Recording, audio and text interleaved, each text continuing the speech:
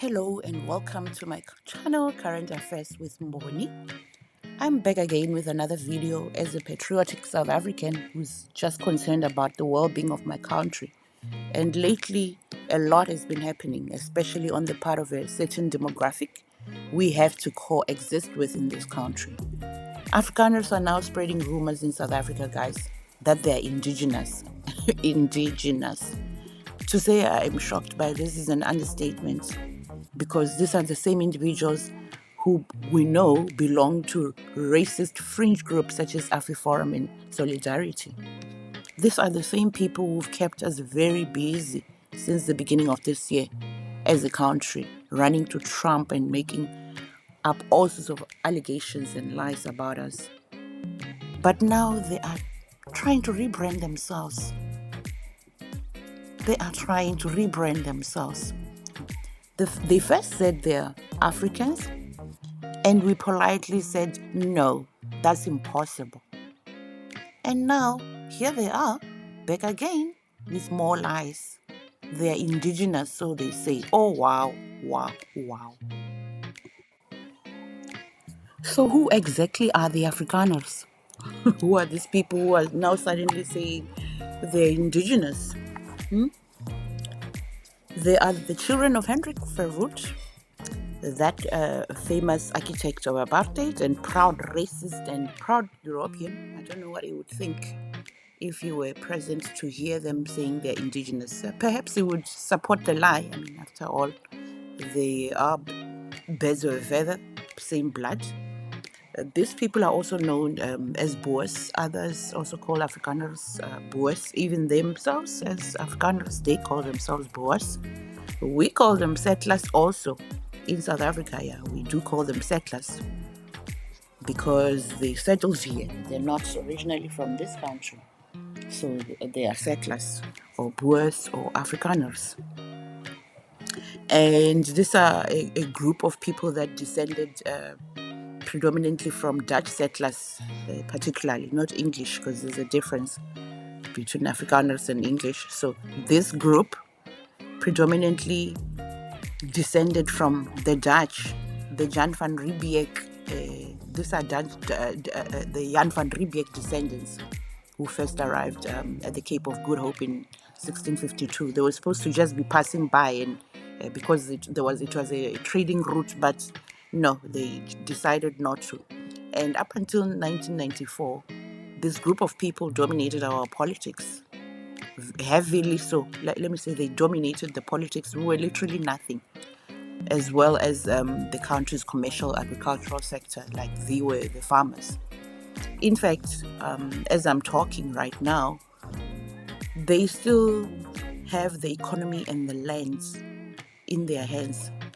Our economy and our land is predominantly in the very group's hands, the very group that's saying is indigenous here. Our land and our economy is still predominantly in their hands, even after 30 years of the so-called democracy. The facts of the matter and the reality on the ground is that they are the ones who are still having the economy and the land.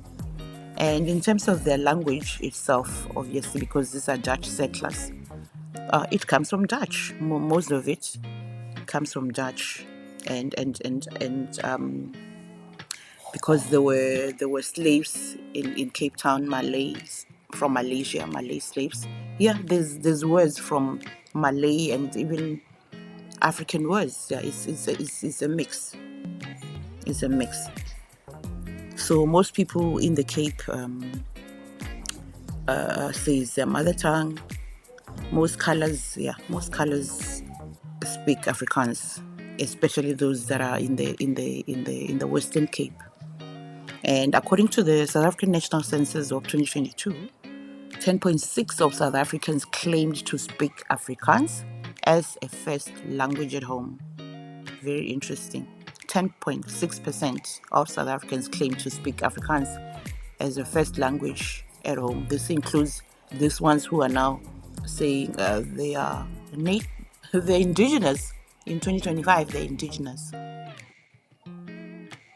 Because of their Dutch heritage, this is why Afrikaners are still fixated on the color orange and occasionally wave the Dutch flags, both the old and the new. The old one is the orange, white, and blue. That's the old Dutch flag.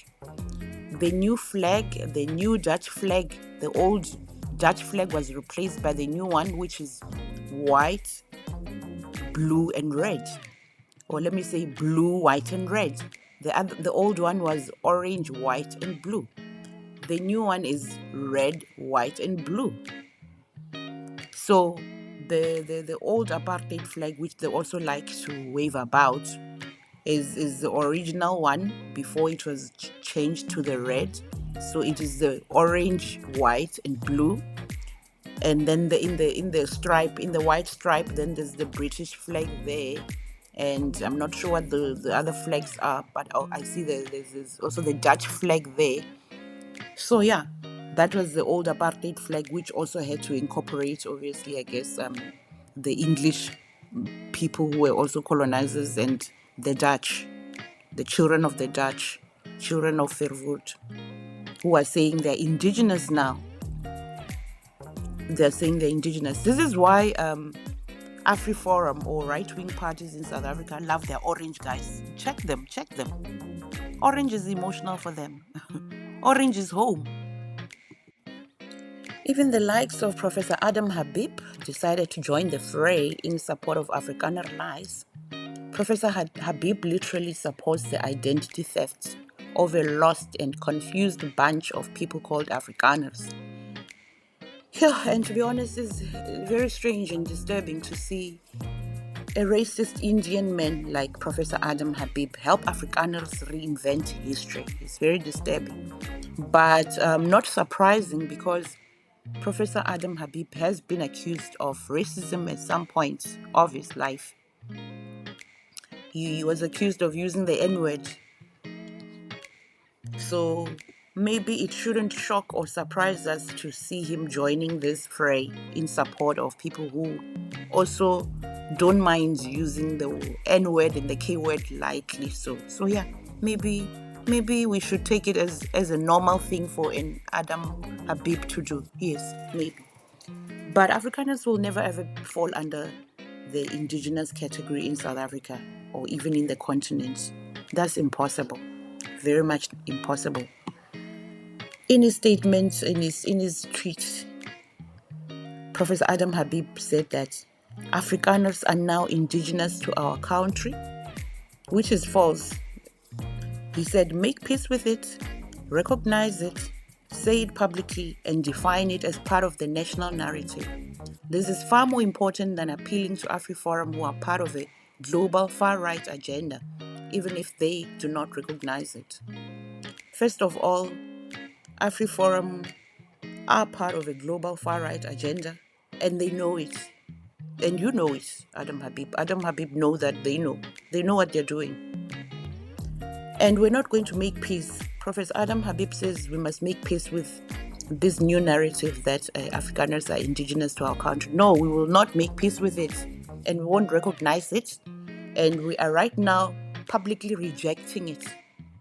We are rejecting this definition that is being forced upon us to be part of what you say is the national narrative. No, we reject that. We reject that, Professor Adam Habib. Afrikaners will never ever fall under the indigenous category. That's impossible. It's impossible. They can't. They can't. Not people who were proclaiming themselves to be Europeans just now. No, it's impossible. And it's also impossible for Indian races such as yourself to be indigenous. And people like you should not even jump into this space of you're not even indigenous yourself. How do you even wake up and say Afrikaners are indigenous? Who are you? Yo, guys. yo. This is some weird witchcraft. A whole racist Indian coming to lecture us to say we must allow people in broad daylight to change who they've been saying they are all along. How, guys? No, we won't. We will not. This is this is trash, and we will reject it. and it's being rejected, and we are moving on. We're rejecting this nonsense. We won't accept it. We'll never ever accept these people who have been knowing who they were, who they are all this time. No, we won't. With that being said, thank you very much for tuning in. Please comment down below if you also disagree with Professor Adam Habib that Afrikaners are indigenous. Since when? They're not indigenous. They're not indigenous at all. In no way, shape, or form are Afrikaners indigenous. If you've come this far, please don't leave without liking and subscribing to my channel. Thank you so much, and see you on the next.